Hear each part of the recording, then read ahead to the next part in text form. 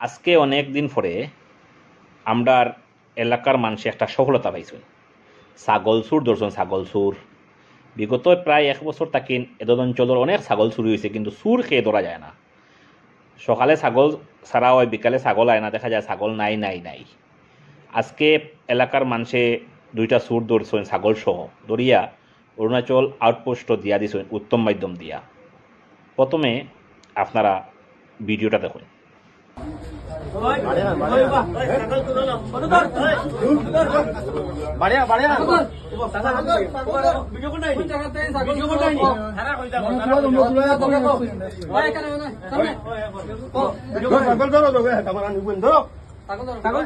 তোর নাম কিতা? জুড়ে কো জুড়ে তোর নাম কিতা? জন্টু দাস। বাড়ি কেন? হই আর তোরা বাবার নাম কই? বাড়ি কেন? তোর বাবার নাম কিতা? হ্যাঁ কিতা? নয়নিগোপাল দাস। তোর বাবার নাম? জুড়ে উনি এরকম ছাগল কই দিকে উঠাইছ? বালিঘাট কই দিকে উঠাইছ? বালিঘাট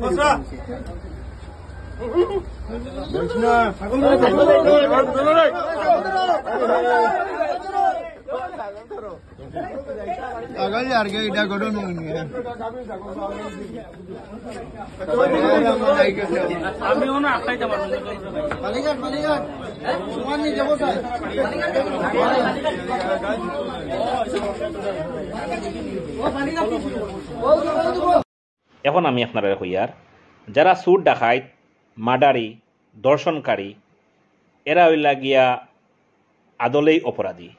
আমরা ধর্মের ভিত্তিতে এরারে না দেখিয়া অপরাধী হিসাবে দেখি, কিন্তু আমরা দুর্ভাগ্য বর্তমান ভারতবর্ষ কিছু অন্ধভক্ত আছেন যারা অপরাধী হলরে ধর্মের ভিত্তিতে দেখে।